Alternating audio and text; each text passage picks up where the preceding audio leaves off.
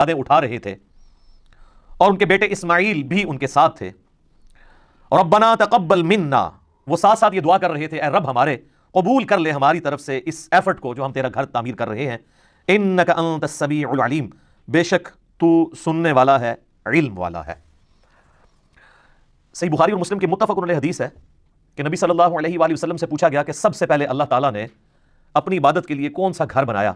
تو آپ صلی اللہ علیہ وآلہ وسلم نے فرمایا کہ بیت اللہ شریف، جو کہ مکے کے اندر ہے. اس کے بعد پوچھا گیا تو آپ نے فرمایا کہ پھر جو ایلیا کے اندر ہے، بیت المقدس یروشلم کے اندر، اس کو اللہ تعالیٰ نے مقرر کیا. پھر پوچھا گیا ان دونوں کے درمیان کتنا فاصلہ تھا؟ تو فرمایا 40 سال کا. تو جب سے پہلا انسان دنیا کے اندر موجود ہے، اللہ تعالیٰ نے اپنی عبادت کے لیے گھر مقرر کیا ہوا ہے، اور وہ بیت اللہ ہے. اس میں امپلائیڈ ہے کہ سیدنا آدم علیہ نبینا علیہ الصلوۃ والسلام کے مبارک زمانے میں بھی بیت اللہ ایگزسٹ کرتا تھا. سورہ ال عمران کے اندر بھی آتا ہے کہ سب سے پہلا گھر جو اللہ تعالیٰ نے عبادت کے لیے مقرر کیا وہ ہے جو کہ بکہ شہر کے اندر ہے. یہ مکے کی دو پروننسیشن ہے، مکہ اور بکہ، با کے ساتھ بھی. جیسے آپ کے انڈیا شہر میں ممبئی بھی ہے، اسی کو بامبے بھی کہتے ہیں، اور ممبئی بھی میم کے ساتھ بھی اور با کے ساتھ بھی. تو مکے کے بھی دو نام ہیں، ویسے تو کئی نام ہیں لیکن اس پروننسیشن کے اوپر مکہ اور بکہ. تو یہاں پر اس کنسٹرکشن کی بات آ رہی ہے کہ جو وقت گزرنے کے ساتھ ساتھ بیت اللہ شریف کے آثار مٹ گئے تھے، پھر اللہ تعالیٰ نے وحی کے ذریعے حضرت ابراہیم علیہ السلام کو بتایا کہ ان جگہوں کے اوپر خانہ کعبہ شریف تھا، تو وہاں سے بنیادیں اٹھائیں. اور ان کا ذکر یہاں پر آیا ہے کہ وہ وقت یاد کرو جب ابراہیم اور ان کے بیٹے اسماعیل علیہ السلام بیت اللہ کی بنیادوں کو اٹھا رہے تھے، تو ساتھ ساتھ یہ دعا بھی کر رہے تھے، ربنا تقبل منا، اے اللہ ہماری طرف سے اسے قبول کر لے. یہ وہی دعا ہے نا جو سنن کبری البیہقی میں آتا ہے کہ صحابہ کرام علیہم رضوان عید والے دن جب ایک دوسرے کو ملتے تھے تو کیا دعا کرتے تھے؟ تقبل اللہ منا ومنکم، یا تقبل اللہ منی ومنکا، یعنی اللہ تعالیٰ ہماری طرف سے بھی قبول کر لے، یعنی جو ہم نے رمضان کے روزے رکھے، اور تمہاری طرف سے بھی، سنگولر کے صیغے کے ساتھ بھی اور پلورل کے صیغے کے ساتھ، دونوں ثابت ہیں. تو یہ انبیاء کرام کا ایک طریقہ ہے، سنت ہے کہ جب بھی آپ نے کوئی بھی کام کرنا ہے تو اپنے رب کو بیچ میں شامل کرنا ہے، اس سے دعا کے ساتھ رجوع لے کے آنا ہے کہ اے اللہ ہماری اس کاوش کو اپنی بارگاہ میں قبول و منظور فرما، کیونکہ جب تک انسان اللہ تعالیٰ کے لیے مخلص نہیں ہوگا اس وقت تک اس کی عبادت قابل قبول نہیں ہوگی. بے شک تو سننے والا ہے، علم والا ہے، یعنی اللہ تعالیٰ ساری مخلوقات کو سنتا ہے، نہ صرف سنتا ہے بلکہ ہر چیز اس کے علم میں ہے کہ کون شخص اللہ تعالیٰ کے لیے اخلاص شو کر رہا ہے اور کون شخص جو دکھلاوے کے لیے سب کچھ کر رہا ہے. اب ساتھ دوسری دعا سنیں، ربنا وجعلنا مسلمین لک، اے اللہ، اے رب ہمارے، ہمیں بنا لے اپنا تابع فرمان. یہ ویسے اردو زبان کے اندر نا لفظ بولا جاتا ہے فرما بردار، یہ اردو لنگوسٹک کے اندر یہ لفظ غلط ہے. فرمان بردار کا مطلب ہوتا ہے فرمان اٹھا کر چلنے والا، ٹھیک ہے؟ جس طرح ریڑا بردار، جس نے ریڑی کا بوجھ اٹھایا ہوا ہے، تو فرمان بردار کو یا فرما بردار جو ہم لفظ بولتے ہیں یہ بھی غلط العام لفظ ہے. اس کا مطلب فرمان اٹھا کے چلنے والا لفظ ہے اصل میں تابع فرمان، فرمان کی اتباع کرنے والا. خالی چوکے نہ ٹوڑتا رہے جو ویسے چوکے ٹوڑ رہے ہیں. تو یہاں پہ بھی ترجمہ اکثر لوگ ایسے ادھر بھی جو میرے پاس قرآن پاک پڑھا ہوا ہے پیر کرم شاہ صاحب کا، انہوں نے بھی وہ لفظ غلط استعمال کیا ہے، فرما برداری لفظ استعمال کیا ہے. یہ لفظ ہے تابع فرمان.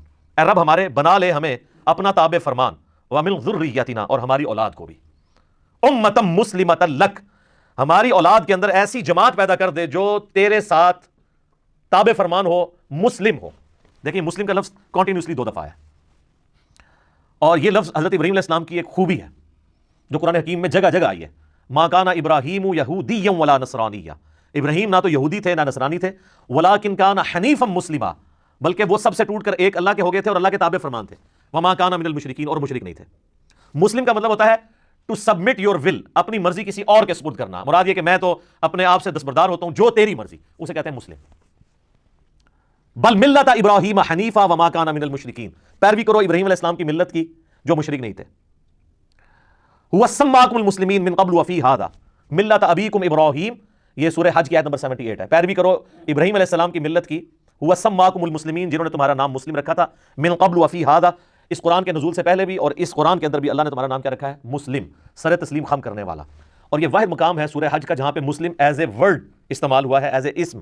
باقی جگہ مسلم اپنے آپ سمجھ لیں لغت کے معنوں میں تابع فرمان کے طور پہ آیا ہے. اس لیے جب ہم کہتے ہیں نا اپنے آپ کو مسلم کہیں، وہ کہتے ہیں مسلم کا مطلب یہ نہیں ہے کہ آپ نے اپنے آپ کو مسلم کہنا ہے، مطلب یہ ہے کہ اللہ کا تابع فرمان ہونا ہے. یا ایھا الذین آمنوا اتقوا اللہ حق تقاتہ ولا تموتن الا وانتم مسلمون، اے ایمان والو اللہ کا تقوی اختیار کرو جیسا کہ حق ہے، اور دیکھنا تمہیں موت نہ آئے مگر تم مسلم مرنا، یعنی اللہ کے تابع فرمان مرنا، اللہ تعالیٰ کی اطاعت میں تمہیں موت آئے. تو کہتے ہیں یہاں مسلم کا مراد یہ نہیں ہے. بیسیکلی وہ جسٹیفائی کرنا چاہ رہے ہوتے ہیں کہ آپ اپنے آپ کو سنی، شیعہ، بریلوی، دیوبندی، اہل حدیث یہ ان چیزوں میں بانٹ سکتے ہیں. تو وہ کہتے ہیں بریلوی بھی مسلم ہے لیکن یہ والا مسلم نہیں، وہ کہتے ہیں مسلم تابع فرمان، تو ہم اللہ کو مانتے ہیں، اس کے رسول کو مانتے ہیں، ان کی مانتے ہیں. دیوبندی بھی یہی کہیں گے، اہل حدیث بھی. تو یہ جو سورۃ الحج کی آیت نمبر 78 ہے نا، ہوا سماکم المسلمین من قبل وفی ھذا، اس نے تمہارا نام مسلم رکھا ہے اس قرآن کے نزول سے پہلے، اور اللہ نے اس کتاب میں تمہارا نام مسلم رکھ دیا، یعنی ہم ابراہیمی ہیں، ابراہیم نے ہمارا نام بھی، ہوا سماکم تمہارا اسم۔ وہ جب ہم بھی کوئی اس طرح کی اور آیت پیش کریں نا، ربما یود الذین کفروا لو کانوا مسلمین، کافر قیامت والے دن یہ خواہش کریں گے کاش ہم دنیا میں مسلم ہوتے، وہ کہتے ہیں اس سے مراد مسلمان ہونا نہیں ہے، آپ اندازہ کریں کہ مسلمان کو مسلمان کہلاتے ہوئے شرم آتی ہے، وہ کہتے ہیں اس سے مراد ہے کہ تابع فرمان ہوتے ہیں، ہم اللہ کی مان لیتے، تو اس حوالے سے قرآن میں صرف ایک ہی آیت ہے جو ان کا منہ بند کر سکتی ہے، ہوا سماکم المسلمین، سورۃ الحج آیت نمبر 78۔ تو یہاں پہ بھی دیکھ لیں، یہ مسلم ہماری صفت بھی ہے اور نام بھی ہے، کیا بات ہے جی مسلمان کی، مسلمان تو ہم لفظ استعمال کر لیتے ہیں اردو میں یا فارسی میں۔ وَأَرِنَا مَنَاسِكَنَا، اور ہمیں عبادت کے طریقے بھی سکھا دے، چونکہ اللہ کا گھر بنا رہے تھے تو انہوں نے کہا ہمیں عبادت کے طریقے بھی سکھا دے، اور اسی میں امپلائڈ ہے کہ حج کا طریقہ، جو لوگ آئیں گے یہ ساری چیزیں ہمیں سکھا دے، وَتُبْ عَلَيْنَا، اور ہم پر اپنی توجہ فرما۔ اچھا، اللہ تعالیٰ کا نام بھی ہے التواب، اور مخلوق بھی تواب ہے۔ مخلوق اس اعتبار سے تواب ہے کہ مخلوق جب اللہ کی طرف رجوع آتی ہے نا تو اللہ تعالیٰ بندے کی طرف رجوع آتا ہے، یعنی انسان کوئی نافرمان ہے، باغی ہے، اسے شرمندگی ہوئی کہ میں اب اللہ کے ساتھ اخلاص کے ساتھ چلوں گا، پرانے گناہوں سے میں توبہ کرتا ہوں، تو اسے کہتے ہیں توبہ کا لفظ بھی استعمال ہوتا ہے رجوع لانے والا، تو اس کے اگینسٹ اللہ بھی رجوع لاتا ہے، جو بخاری مسلم دونوں میں حدیث ہے کہ اللہ تعالیٰ کو اپنے گنہگار بندے کی توبہ پہ اتنی خوشی ہوتی ہے، اس کو مثال سے آپ علیہ السلام نے بیان کیا کہ اگر کوئی شخص کسی ریگستان میں ہو اور اس کا سارا سامان اس کے اونٹ کے اوپر لدا ہوا ہو، اور وہ تھوڑی دیر کے لیے سستا ہے کسی جگہ پر، اور اس کی آنکھ کھلے تو وہ سارا اونٹ ساز و سامان سمیت وہاں سے غائب ہو، اور اب کئی مہینے کی مسافت کے اوپر ریگستان ہی ہے، وہ سواری تھی جو چل سکتی ہے، یہ اونٹ ہی ہے جو ریگستان میں ایک مہینے تک بغیر پانی پیے چل سکتا ہے، وہ پانی سٹور کر لیتا ہے، تو اب وہ ایک جگہ لیٹ کے اپنی موت کا انتظار کرنا شروع کر دے کہ اب تو میں بچ ہی نہیں سکتا، کیونکہ چلوں گا بھی تو ریگستان پار تو نہیں کر سکتا۔ اسی دوران اس کی آنکھ لگے اور جب دوبارہ کھلے تو اس کا اونٹ سامنے اس کے ہو، تو اس کو جتنی خوشی ہوگی نا، اس سے زیادہ خوشی اللہ کو ہوتی ہے جب کوئی گنہگار بندہ اس کی طرف رجوع لے آتا ہے۔ استغفر اللہ الذی لا الہ الا هو الحی القیوم واتوب الیہ۔ اللهم انت ربی لا الہ الا انت خلقتنی وانا عبدک وانا علی عہدک ووعدک ما استطعت، اعوذ بک من شر ما صنعت، ابوء لک بنعمتک علی وابوء بذنبی فاغفر لی فانہ لا یغفر الذنوب الا انت۔ یہ سید الاستغفار ہے جو صحیح بخاری کے اندر آیا ہے، لا الہ الا انت سبحانک انی کنت من الظالمین۔ اچھا، مسلم شریف میں ایک طریقہ ہے، اس میں آگے یہ بھی الفاظ ہے کہ وہ بندہ اتنا خوش ہو کہ خوشی میں اللہ کو یہ کہنا چاہ رہا ہو کہ اے اللہ میں تیرا بندہ تو میرا رب، لیکن اس کی زبان لڑکھڑا جائے اور وہ یہ کہے کہ اللہ تو میرا بندہ اور میں تیرا رب، یعنی یہ لڑکھڑانے کی مثال آگے الفاظ ہے من شدت الفرح، خوشی کی شدت کی وجہ سے، یہ نہیں کہ اس نے جان بوجھ کے کہا ہے وقتی طور پہ، اور نہ یہ کہ وہ بار بار کہتا ہے، کیونکہ صوفیاء اسی سے اپنے کفریہ کلمات کی پلی لیتے ہیں، تو میں نے پھر ان کی پوری کلاس لی ہے کہ یار یہ تو کانٹیکسٹ ہی بالکل ڈفرینٹ ہے۔ تو یہ اللہ تعالیٰ کو اپنے بندے سے توبہ لانے کے اوپر خوشی ہوتی ہے، تو کہہ رہے ہیں اے رب ہمارے تو ہمارے اوپر توجہ فرما، انک انت التواب الرحیم، بے شک تو توبہ قبول کرنے والا، رحم فرمانے والا ہے۔ کیا بات ہے جی، تو التواب بھی ہے رجوع، یعنی بندہ جب رجوع لاتا ہے تو بھی رجوع لاتا ہے، اور الرحیم بھی ہے۔ الرحیم اللہ کی صفت ہے کنٹینیوشن والی، اور رحمان کہتے ہیں کسی کا رحمت اتنی بڑی ہو کہ ٹھاٹھے مارتے ہوئے سمندر کی طرح ہو، اور رحیم وہ سمندر میں تو کبھی کبھار ہی تو یعنی آتی ہے، رحیم وہ کہ ہر وقت ہی ٹھاٹھے مارتی ہو۔ تو آپ دیکھ لیں بسم اللہ الرحمن الرحیم سے ہمارا قرآن پاک شروع ہوتا ہے، مصحف، اگرچہ وہ سورۃ الفاتحہ کا حصہ نہیں ہے لیکن مصحف سٹارٹ اسی سے ہوتا ہے۔ اللہ الرحمن بھی ہے اور الرحیم بھی ہے، اس کی رحمت ٹھاٹھے مارتے ہوئے سمندر کی طرح ہے اور کنٹینیوشن کے ساتھ ہے۔ سمندر میں تو کبھی کبھی اس طرح جوش آتا ہے، اللہ کی رحمت ہر وقت جوش میں رہتی ہے۔ بخاری اور مسلم کی متفق علیہ حدیث ہے، نبی صلی اللہ علیہ وآلہ وسلم فرماتے ہیں اللہ تعالیٰ نے مخلوقات کی پیدائش سے پہلے اپنے عرش پہ اپنے پاس یہ عبارت لکھ لی تھی کہ میری رحمت میرے غضب پہ سبقت لے جائے گی، اور قرآن حکیم میں کئی جگہ یہ مضمون آیا کہ اللہ نے اپنے اوپر لازم کر لیا ہے کہ وہ ہر حال میں رحم ہی کرے گا، یعنی رحم والی صفت اللہ کی ڈومیننٹ ہے، اگرچہ اللہ عدل فرمانے والا ہے۔ عدل کا تقاضا تو یہ تھا ہمارے نزدیک کہ رحم اور غضب برابر ہوتا، لیکن اس کی رحمت اس کے غضب پر سبقت لے جاتی ہے۔ لے جی، اب حضرت ابراہیم علیہ السلام کی دعا آ رہی ہے میرے لیے، آپ کے لیے، ربنا وابعث فیہم رسولا منہم یتلو علیہم آیاتک، اے رب ہمارے ان کے اندر، یعنی ابراہیم علیہ السلام ان کے بیٹے دعا کر رہے ہیں ہماری جو اولاد تم نے تابع فرمان اے اللہ بنانی ہے تو نے، ان میں ایک رسول بھیج انہی میں سے، تو ہمارے اوپر یہ احسان ہے نا، یتلو علیہم آیاتک، جو ان پر تیری آیات تلاوت کرے، وَيُعَلِّمُهُمُ الْكِتَابَ وَالْحِكْمَةَ، اور انہیں کتاب و حکمت کی تعلیم دے، وَيُزَكِّيهِمْ، اور انہیں پاک بھی کرے، إِنَّكَ أَنْتَ الْعَزِيزُ الْحَكِيمُ، بے شک اے اللہ تو بہت زبردست ہے اور حکمت والا ہے، غالب ہے اور حکمت والا ہے۔ اس میں دو چیزیں یاد رکھیں، یہ آپ ذرا دعا کی ترتیب دیکھیں، اس میں پہلے آیا کہ آیات تلاوت کرے، پھر کتاب کی تعلیم دے، پھر حکمت کی، اور پھر پاکیزہ کرے، یہی چار چیزیں ہیں نا اسی ترتیب سے۔ یہ حضرت ابراہیم علیہ السلام کی دعا تھی، لیکن اس کو اللہ نے کریکٹ کیا دعا کی ترتیب کو۔ اللہ نے جب اپنے ریفرنس سے قرآن حکیم میں سورہ الجمعہ میں اس دعا کو ذکر کیا، نبی علیہ السلام کے منصب کو سورہ آل عمران کی آیت نمبر 164 میں کیا، تو اس میں ترتیب کیا ہے؟ لقد من اللہ علی المؤمنین اذ بعث فیہم رسولا یتلو علیہم آیاتہ ویزکیہم ویعلمہم الکتاب والحکمہ۔ ابراہیم علیہ السلام نے کہا تھا اے اللہ تلاوت کرے تیری آیات اور کتاب و حکمت سکھائے اور پاکیزہ کرے، جبکہ اللہ تعالیٰ نے کیا کہا؟ یتلو علیہم آیاتہ ویزکیہم، تلاوت کر کے ان کا تزکیہ کرے، ان کے نفس کو پاک کرے، ویعلمہم الکتاب والحکمہ، پھر انہیں کتاب و حکمت کی تعلیم دے۔ بیسیکلی یہ جو حضرت ابراہیم علیہ السلام کی دعا میں ترتیب کی کمزوری تھی نا، ظاہر ہے پرفیکٹ تو صرف اللہ ہے، وہ اللہ نے دور کی کہ پاک وہ ہوگا جس کے اوپر آیات تلاوت کی جائیں، اور جب تک وہ پاک نہیں ہوتا نا اسے کتاب و حکمت سمجھ نہیں آ سکتی۔ تو اس میں تلاوت کرے تیری آیات اور ان کو سکھائے کتاب و حکمت اور پاک کرے، جبکہ اللہ نے کیا کہا؟ یتلو علیہم آیاتہ ویزکیہم ویعلمہم الکتاب والحکمہ وان کانوا من قبل فی ضلال مبین، اور اس سے پہلے یہ لوگ کھلی گمراہی میں تھے۔ اسی کانٹیکسٹ میں ایک جامع ترمذی میں حدیث ہے، نبی صلی اللہ علیہ وآلہ وسلم سے پوچھا گیا کہ آپ پہ نبوت کب واجب ہوئی؟ تو آپ نے فرمایا میں اللہ کے ہاں اس وقت بھی نبی لکھا ہوا تھا جب آدم مٹی اور پانی کے درمیان تھے، یعنی اللہ تعالیٰ کے ڈیوائن علم میں نبی صلی اللہ علیہ وآلہ وسلم اس وقت بھی نبی تھے جبکہ آدم علیہ السلام بھی پیدا بھی نہیں ہوئے تھے، اللہ کے علم میں۔ اس کو سپورٹیو ایک حدیث ہے جو مسند امام احمد میں صحیح سند کے ساتھ ہے، اور سنن کبریٰ البیہقی کے اندر موجود ہے، دلائل النبوہ امام بیہقی کی کتاب کے اندر، المستدرک للحاکم کے اندر، صحیح ابن حبان کے اندر، کہ نبی علیہ السلام نے فرمایا میں اللہ کے ہاں اس وقت بھی خاتم النبیین لکھا ہوا تھا، اور یہ دونوں حدیثیں کنزیکٹیو مشکات میں نبی علیہ السلام کے فضائل کے چیپٹر میں بھی آپ کو مل جائیں گی۔ میں اللہ کے ہاں اس وقت بھی خاتم النبیین لکھا ہوا تھا جب آدم علیہ السلام مٹی اور پانی کے درمیان تھے، میں دعائے ابراہیم ہوں۔ یہ دعائے ابراہیم آ گئی۔ دعائے ابراہیم کیا ہے؟ سورۃ البقرہ آیت نمبر 129، ربنا وابعث فیہم رسولا، اے اللہ رسول بھیج دے۔ نبی علیہ السلام کی پیدائش کی، دنیا میں آنے کی دعا ابراہیم علیہ السلام نے کی ہے اور ان کے بیٹے اسماعیل نے۔ تو حضور نے کہا میں دعائے ابراہیم ہوں، اس کے آگے الفاظ ہے میں دعائے ابراہیم ہوں، میں عیسیٰ کی بشارت ہوں، میں اپنی ماں کا وہ خواب ہوں جو انہوں نے پیدائش کے وقت دیکھا کہ ان کے لیے ایسا نور ظاہر ہوا جس سے شام کے محلات بھی روشن ہو گئے۔ نبی علیہ السلام کی والدہ نے حضور کی پیدائش کے وقت ایک نور دیکھا تھا، اور ان کو اللہ نے وہاں مکے میں بیٹھے ہوئے شام کے محلات، جو رومن امپائر سب سے بڑی اس وقت کی سپر پاور تھی، اس کا جو گڑھ آپ سمجھ لیں آج کے اعتبار سے وائٹ ہاؤس دکھا دیا، امریکہ ہے نا۔ تو آپ علیہ السلام کی والدہ کو بتا دیا گیا تھا کہ آپ کا جو آپ سے بیٹا پیدا ہو رہا ہے نا، یہ کوئی عام انسان نہیں ہوگا، شام کے محلات بھی جو ہے وہ مغلوب ہو جائیں گے، وہاں پہ بھی اللہ کا پیغام پہنچے گا۔ پھر لوگوں نے دیکھا ہے شام مسلمانوں کے پاس آیا، حضرت عمر کے دور میں فتح ہوا ہے ٹل 1917 تک۔ یہ تو اب 100 سال گزرے ہیں نا، ہم سے چھن گیا، ورنہ مسلسل 1300 سال تک۔ بیچ میں ایک دو دفعہ رومنز آئے ہیں، وہ صلاح الدین ایوبی نے فتح کر لیا تھا دوبارہ، وہ شام مسلمانوں کے پاس ہی رہا ہے۔ ابھی بھی یہودی زبردستی یہ بات ہے، لیکن ان کا سٹیٹس بھی ہے کہ وہ بھی ڈر ڈر کے وہاں زندگی گزار رہے ہیں، فی الوقت نام کا ہی قبضہ ہے ان کا۔ یہ بھی انشاءاللہ آپ کو پتا ہے 2023 کے اندر، یہ 2020 چل رہا ہے نا، 3 سال کے بعد ٹرکی سے پابندیاں اٹھنے والی ہیں۔ جو آپ کو پتا ہے سلطنت عثمانیہ ٹوٹی تھی نا، پہلی جنگ عظیم میں جرمنی کا ساتھ دے دیا تھا ٹرکش نے، باقی سارے دوسری طرف تھے، چاہے وہ امریکہ ہو، برٹن ہو، فرانس ہو۔ تو پہلی جنگ عظیم میں جرمنی کو شکست ہوئی، اس کی وجہ سے ٹرکی بھی ٹکڑے ٹکڑے ہو گیا، ورنہ تو سب سے بڑی ریاست دنیا کی یہی تھی۔ پورا میڈیٹرینین سی کے اراؤنڈ جتنا کچھ ہے، یورپ اور ایشیا، یہ سب کچھ ان کے پاس تھا۔ عراق ان کے پاس تھا، حرمین ان کے پاس تھا، فلسطین سے لے کے مصر، الجزائر، یہ سارا آدھا سمجھ لیں افریقہ بر اعظم، یہ سب سلطنت عثمانیہ تھی۔ اتنی بڑی کوئی امپائر نہیں تھی، یہ ابھی ٹوٹی 1917 کے اندر جب یہ معاملہ ہوا۔ تو اس وقت بالفور ڈیکلیریشن ہوئی جس میں یہ اجازت مل گئی ان کو کہ یہ آ کے یہودی یہاں پہ اپنی آباد کاری کر سکتے ہیں۔ اس وقت پھر کرتے کرتے 2025 کے اندر آپ کو پتا سعودی حکومت آ گئی تھی، 1925 میں، 1925 میں۔ 2023 کے اندر معاہدہ ہوا تھا 1923 میں، 2023 میں یہ 100 سال پورے ہونے ہیں۔ تو جب یہ 100 سال پورے ہوں گے تو ٹرکی سے کئی ایک پابندیاں اٹھ جائیں گی، اور یہ سعودیہ میں جو آج کل گڑبڑ ساری جاری ہے اسی وجہ سے ہے کہ آل سعود کو صرف 100 سال کے لیے حکومت ملی تھی جی، اب وہ پابند ہے وہاں پہ ڈیموکریسی لانے کے، ٹھیک ہے جی، وہ ان کو دستبردار ہونا پڑے گا اپنی اس حکومت سے۔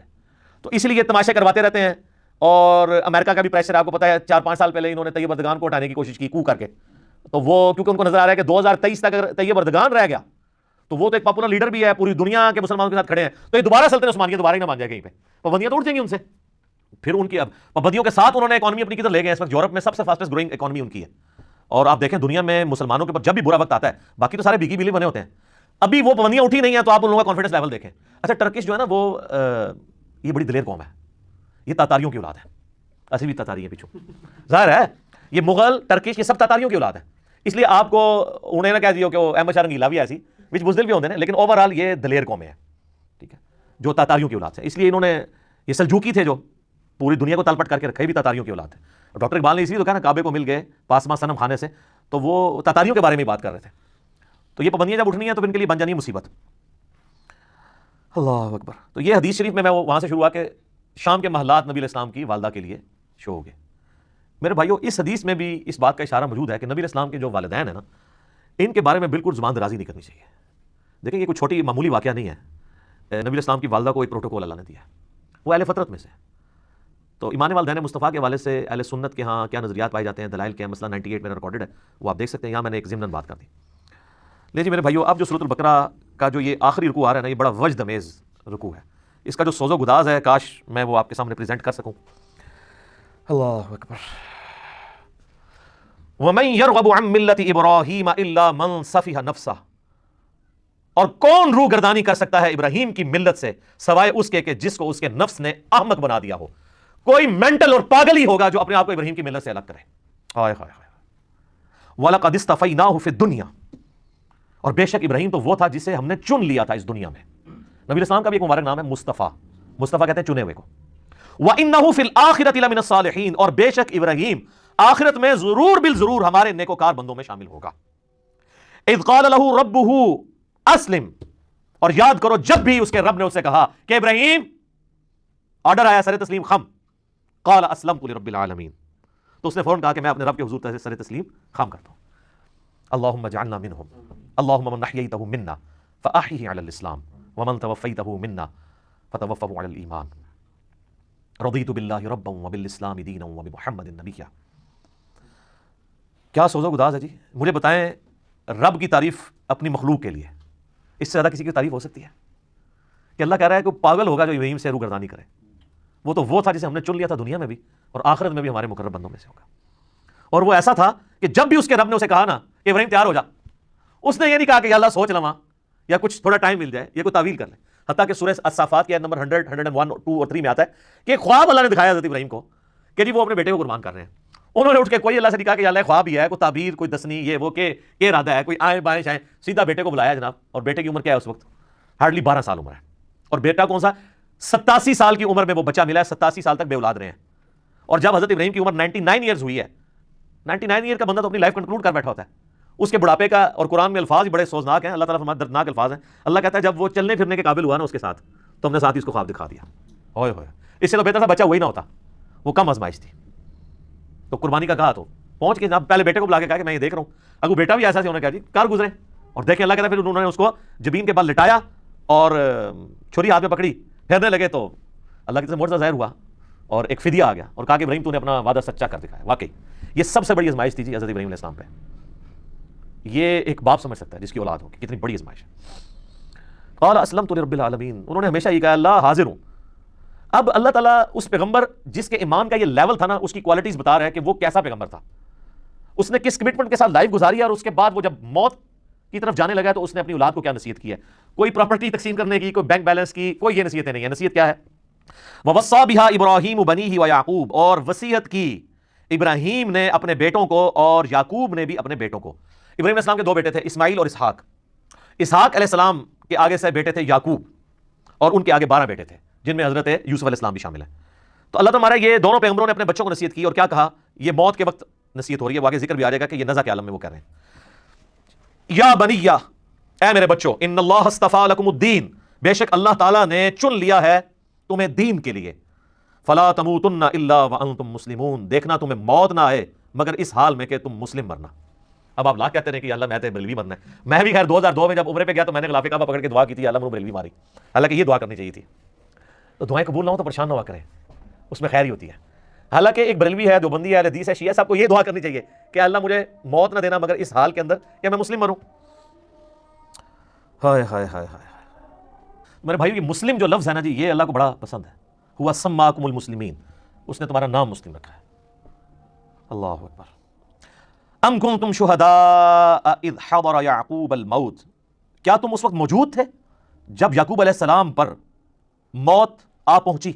یہ یہودیوں کو بیسیکلی ٹونٹ کیا جا رہا ہے، کیونکہ یہودی کہتے تھے نا یہودی ہو جاؤ تو کامیاب ہو جائیں گے. تو اللہ تعالیٰ فرما رہا ہے کہ تم حضرت یعقوب کا بیٹا تھا نا یہودا، جس کی وجہ سے یہودی نسبت ہے، تو تم حضرت یعقوب کے ماننے والے ہو. حضرت یعقوب کا ہی لقب ہے اسرائیل، ان کا نام ہے اسرائیل. اسرائیل کا مطلب ہے اللہ کا بندہ. تو اسرائیل نام سے ہمیں کوئی چڑھ نہیں ہے. اسرائیل ملک بھی ہے نا. تو اب قرآن کی سورت بھی ہے، سورہ بنی اسرائیل جو سورت نمبر 17 ہے، اس کا نام سورۃ الاسراء بھی ہے. تو اللہ تعالیٰ ہمارے یہودیوں، کیا تم اس وقت وہاں موجود تھے جب یعقوب علیہ السلام کی موت کا وقت قریب تھا؟ ان کے 12 بیٹے وہاں بیٹھے تھے، وہ اپنے بیٹوں کو نصیحت کر رہے تھے. اچھا یہاں پہ بھی موت کا لفظ آیا، وصال شریف نہیں آیا. جب آ پہنچی موت ان پر. اذ قال لبنیہ، جب انہوں نے اپنے بیٹوں سے پوچھا، ما تعبدون من بعدی، بتاؤ میرے مرنے کے بعد تم کس کی عبادت کرو گے؟ ہائے ہائے ہائے. قالوا نعبد الہک و الہ آبائک ابراہیم و اسماعیل و اسحاق الہا واحدا. تو انہوں نے کہا کہ ہم عبادت کریں گے آپ کے رب کی جو آپ نے تعارف کروایا ہے، اور آپ کے باپ ابراہیم اور اسماعیل اور اسحاق کے رب کی الہ واحدہ، جو کہ اکیلا یکتا الہ معبود ہے۔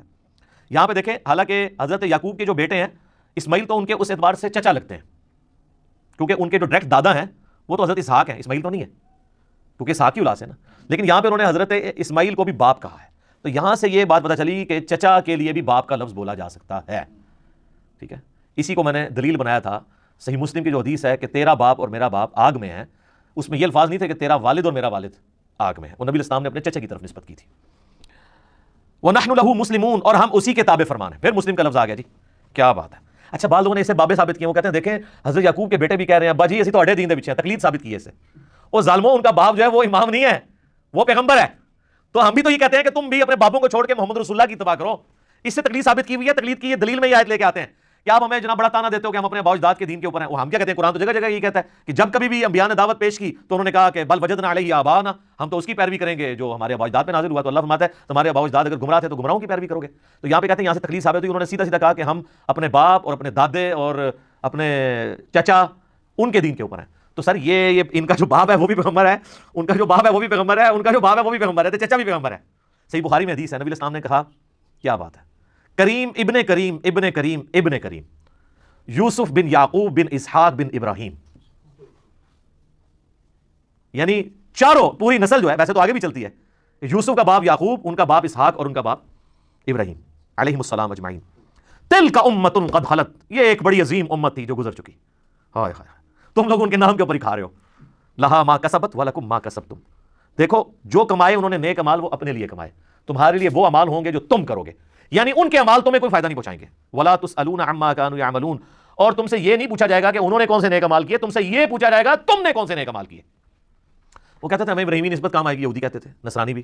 اللہ نے فرمایا تو بڑی پاکیزہ امت تھی، وہ گزر گئی، اپنے امال اپنے ساتھ لے گئی ہے، کوئی پیچھے تم لوگوں کے لیے تو نہیں چھوڑ گئی۔ اسی کانٹیکسٹ میں ایک صحیح مسلم میں حدیث ہے، نبی صلی اللہ علیہ وآلہ وسلم نے فرمایا قیامت والے دن جس کے عمل نے اسے پیچھے کر دیا اس کا نسب اسے آگے نہیں کر سکتا۔ اور اسی کو ہمارے نبی الاسلام نے کھول کھول کے بیان کیا، بخاری مسلم دونوں میں حدیث ہے، اے میری بیٹی فاطمہ میرے مال سے جو لینا ہے لے لے، اگر اللہ کے حضور پکڑی گئی تو میں تیرے کچھ کام نہیں آؤں گا۔ پھر صرف اپنی بیٹی فاطمہ کو نہیں کہا، بخاری مسلم میں الفاظ ہیں، اے میرے چچا عباس میرے مال سے کچھ لینا ہے تو میں تجھے دے دوں گا، اللہ کے حضور پکڑا گیا تو میں کچھ کام نہیں آؤں گا۔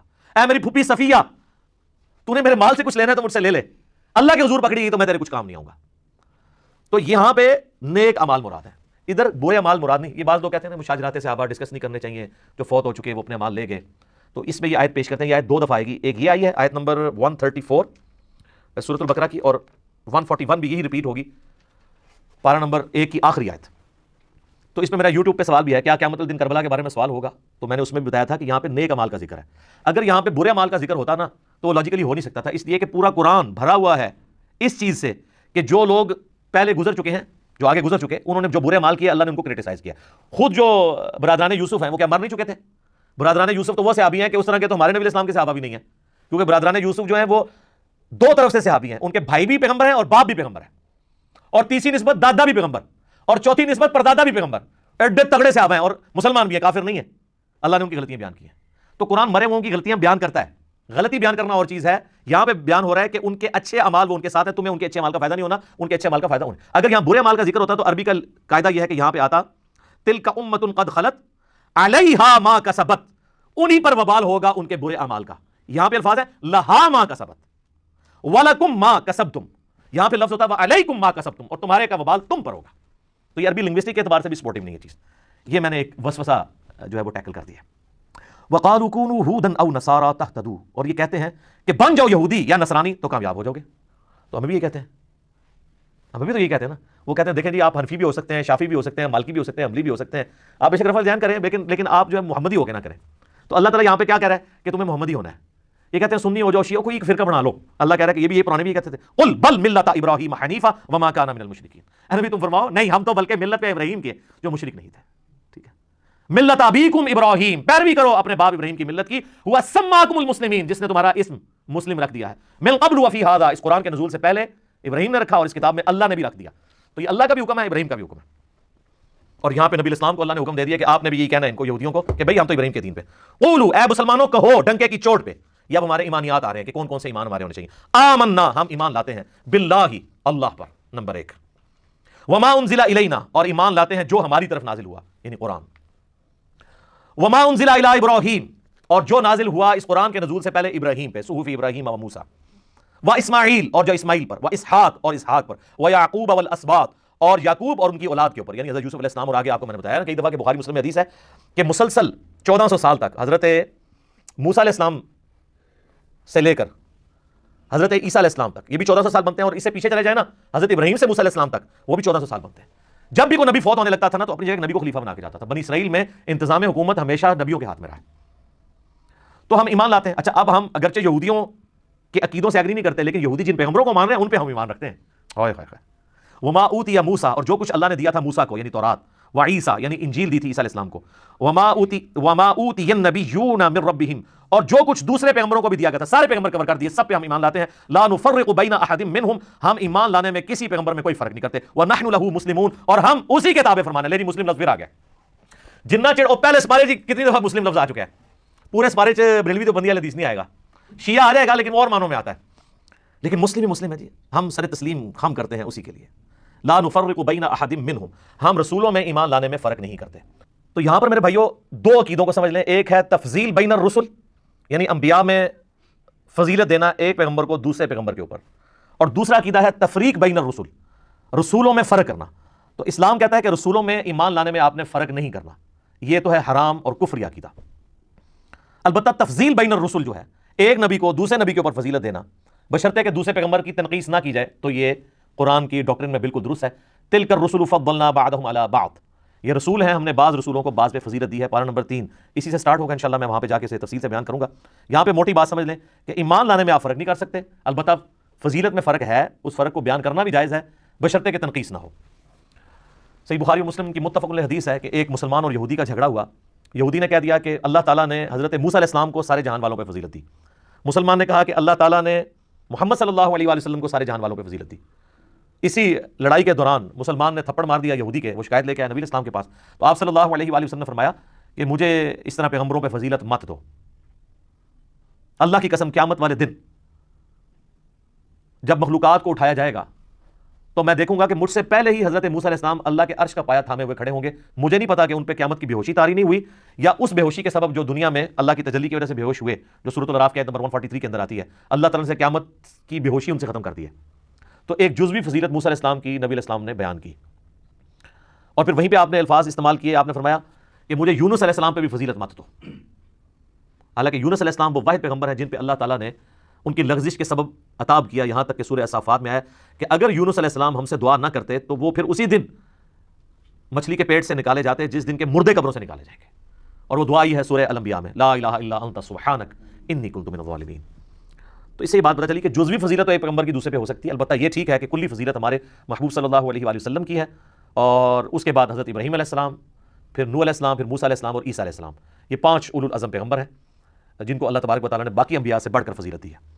تفریق بہرحال نہیں ہے، اور پچھلے دنوں میرا ایک کلپ بھی اپلوڈ ہوا ہے یوٹیوب پہ قرآن کلاس سے ہی، سورۃ البقرہ کی آیت نمبر 62 کے کانٹیکسٹ میں، کیا یہودی اور عیسائی بھی جنت میں جائیں گے؟ تو اس میں نے کئی اور چیزیں بھی بیان کی ہیں، سورہ نساء کے حوالے سے بھی، آیت نمبر 148، 149 اور 50 کے کانٹیکسٹ میں، کہ جو لوگ اللہ رسولوں میں فرق کر دیں یا رسولوں میں آپس میں فرق کر دیں کہ ایک پہ ایمان لے کے ہیں دوسرے پہ نہ لائیں، تو اللہ تعالیٰ نے فرمایا وہ پکے کافر ہیں۔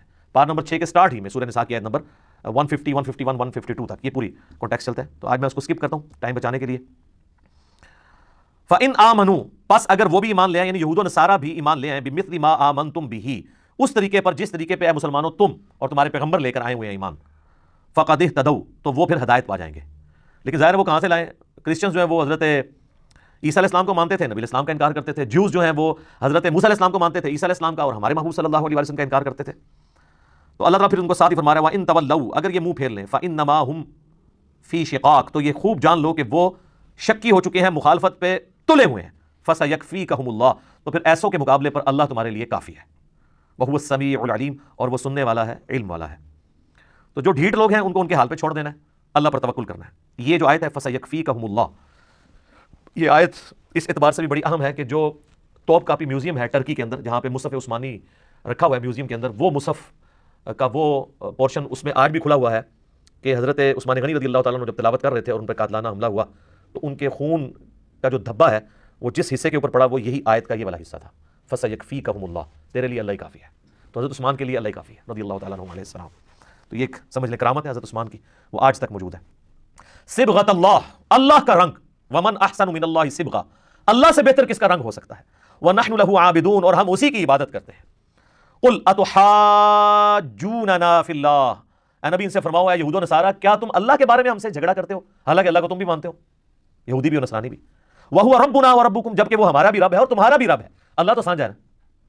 سورہ ال عمران میں بھی آگے چل کے آئے گا آیت نمبر 64 میں، قل یا اہل الکتاب تعالوا الی کلمۃ سواء بیننا وبینکم الا نعبد الا اللہ، اہل کتاب آؤ اس ایک بات پہ تو ہم اکٹھے ہو جائیں جو تم میں اور ہم میں کامن ہے کہ ہم مت پوجیں کسی کو سوائے اس کے۔ وَلَنَا أَعْمَالُنَا وَلَكُمْ أَعْمَالُكُمْ، ہمارے لیے ہمارے اعمال ہوں گے، تمہارے لیے تمہارے اعمال ہوں گے، وَنَحْنُ لَهُ مُخْلِصُونَ، اور ہم اسی کے لیے اپنے دین کو خالص کرتے ہیں۔ یہ تین ٹرمنالوجیز آئی ہیں، اللہ تعالیٰ نے اہل ایمان کی نشانی بتائی ہے۔ پہلی کیا آئی ہے؟ سورہ البقرہ کی آیت نمبر 136 میں، وَنَحْنُ لَهُ مُسْلِمُونَ، اے مسلمانوں تم یہ کہو کہ ہم اللہ کے سامنے مسلم ہوتے ہیں، سر تسلیم خم کرتے ہیں۔ پھر آئی 138 نمبر آیت میں، وَنَحْنُ لَهُ عَابِدُونَ، ہم اسی کے عبادت گزار ہوتے ہیں۔ اور پھر 139 میں آئی وَنَحْنُ لَهُ مُخْلِصُونَ، اور ہم اپنے دین کو خالص کرتے ہیں اس کے لیے۔ ام تقولون ان ابراہیم واسماعیل واسحاق ویعقوب والاسباط كانوا هودا او نصارا، کیا یہ لوگ کہتے ہیں کہ ابراہیم اور ان کے بیٹے اسماعیل و اسحاق اور ان کے آگے سے بیٹے یعقوب اور ان کی پوری اولاد یہودی یا نصرانی تھے؟ قل اانتم اعلم ام اللہ، اے نبی ان سے فرماؤ کیا تم زیادہ جانتے ہو اللہ سے بھی؟ اللہ نے تو ان کے موت کے وقت کا ذکر کر دیا، یہ کانٹیکسٹ وہ چل رہا ہے کہ حضرت یعقوب نے اپنی موت کے وقت جب اپنے بچوں سے پوچھا تو انہوں نے کہا مسلم ہوں گے، تو اللہ نے مارا ان کی موت کے وقت میں وہاں پر تھا جیسا کہ اس کی شان کے لائق ہے، تم اللہ کو یہ بتانا چاہ رہے ہو کہ وہ یہودی یا نصرانی ہونے کی وصیت کر کے گئے تھے اپنے ماننے والوں کو، وہ تو مسلم ہونے کی وصیت کر کے گئے تھے، کیا تم اللہ سے زیادہ جانتے ہو؟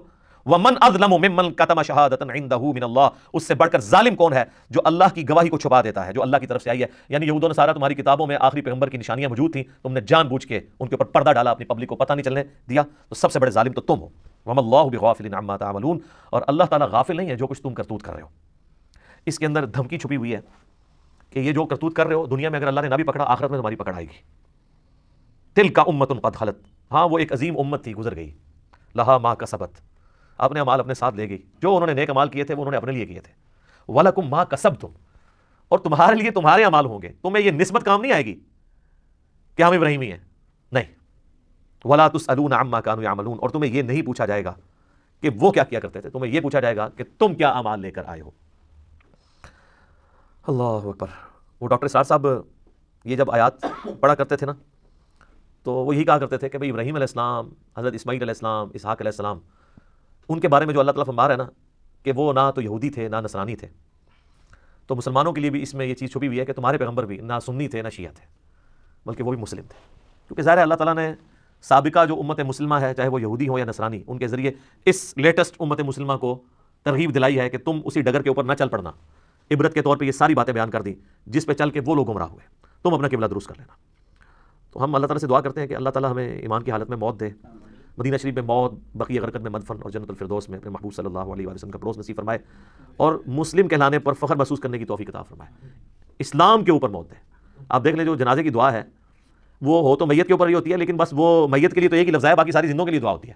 اللہم اغفر لی حینا، پہلی دعا ہے اے اللہ بخش دے ہمارے زندوں کو، ومیتنا، اور ہمارے مردوں کو، وشاہدنا، اور ان کو جو یہاں پہ موجود ہیں، وغائبنا، اور جو یہاں پہ موجود نہیں ہیں، وذکرنا وانثانا، اور مرد ہوں یا عورت ہوں سب کو بخش دے۔